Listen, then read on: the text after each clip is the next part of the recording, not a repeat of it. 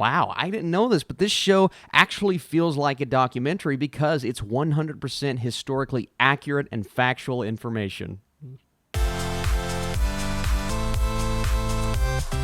What is up, Flick fans? Welcome back to my channel, and welcome to my third, I think, Apple Plus review. Today we're talking, instead of the first 3 episodes like we have been doing, we're talking the entire season of Dickinson. I was able to get through it, 10 episodes, but only about 25-minute episodes a piece, and I really want to talk about this series. I need your comments down below. Do you have Apple Plus? Is it as bugged out for you as it is me? Well, let's talk about this show. So Dickinson, starring Hailee Steinfeld, is an inside look at the world of writer Emily Dickinson with a modern twist. So I get it. I've already seen some of the user reviews. A lot of people are using the word woke and not loving the show because of that. And then others are just saying, well, it's completely and utterly historically inaccurate. But what I say to that is, I mean, if you watch the trailers, you know what the show is. And if a show captures the tone that it's going for, it's self-aware, and it knows that it's not supposed to be historically inaccurate, then that is not going to bother me. And I truly believe this show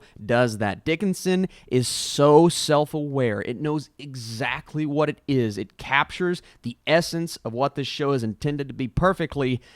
And I had a lot of fun with it. And I understand some of the critiques when it comes to the wokeness. Is that it? The wokeness? I get it, guys. They're bringing in modern themes, and I say modern as in 2019 themes. And some of it does seem a bit like, okay, did we really need that? Feel the same way about episode 1 of the morning show. It's like, all right, I guess, sure. If that's what you're going for, as long as you give me quality content. At this point, I expect that aspect of a show like this. I really do. So I want to look past that, and I want to look at the entertainment value of this show because, my goodness, this show is so daggone entertaining. And out of C, the morning show, Dickinson. So far, I'm only 2 out of the 3 episodes into For All Mankind. I will review that next. But right now, Dickinson is my favorite show on Apple Plus just because it's so daggone entertaining. And it might be unfair because I've watched all the way through as opposed to 3 episodes through the others. But 3 episodes into Dickinson, I said, yeah, this show's better. Just because I was having more fun, man. 30-minute episodes, I think that makes a big difference with a show like this. And Hailee Steinfeld's performance as Emily Dickinson, just a very different version than what we've seen before. I love what they do with the dialogue here. It is how we would talk. And it's so clear to me in episode, well, from the trailer, but in episode 1, this is what we're going for. We're sticking to our guns. We're not trying to provide you authentic dialogue from the time. No, we're doing a modern twist, a spin on this character. We're going to entertain the kids, but in the process of doing that, you're also entertaining the adults, man, because, well, I'm a kid at heart. But I just had a good time. The dialogue delivery from Hailee Steinfeld in particular is fantastic. Her relationship with her family, especially her father, provides for some of the more tender and emotional dialogue throughout the entire series, down to something as simple as, hey, you're trying to build a railroad through my favorite tree. This is the tree that I sit at to write my poetry. And even though it was looked down upon at the time for women to do what she was doing, and her father is very strict about this. There's one moment where he gets very emotional because something happened with her, and you can tell his views on certain things, but he also has his love for his daughter, and that is very evident. And that moment with the tree in particular, that scene, that episode was really well done, and there are multiple standout episodes for me that take this silly, wacky, crazy dialogue, but they also spin it in kind of an emotional way. There are relationships between Emily and her friend, Emily and her brother and her friend, and that kind of 3-person dynamic between her and Sue and Austin.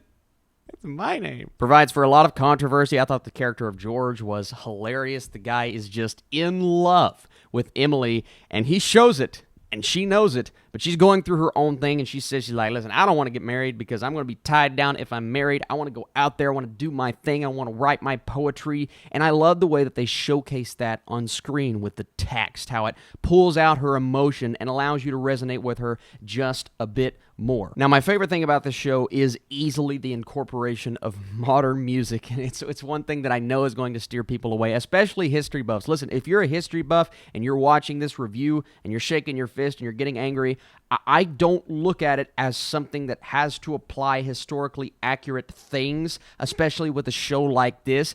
If it embraces what it is, like I said, and doesn't offend the history buffs, which it may, it might, but that doesn't bother me. back to the music. Man, I love, even down to when they throw this house party in the series and they're all dancing. They're doing the old-fashioned, timely dances, but then they're also throwing in some, 2018, 2019 stuff. They're not dabbing, thank God, but they're doing some things I'm like, okay, I like the mixture.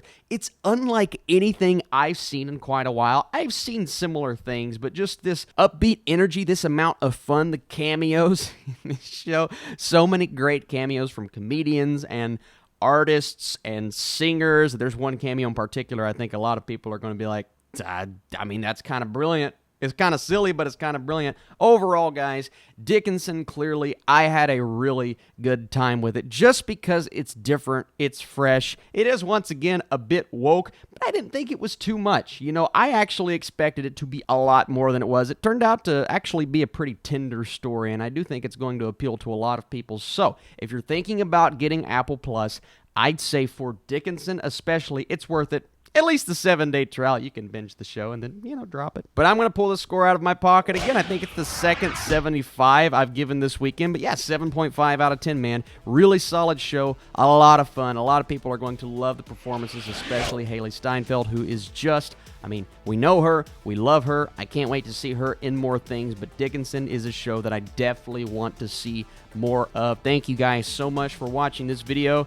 Did you like it? Did you like the show? Are you going to check out Apple Plus? I truly appreciate you guys watching this. Thank you so much. I will see you later on today for another review for All Mankind, the TV show.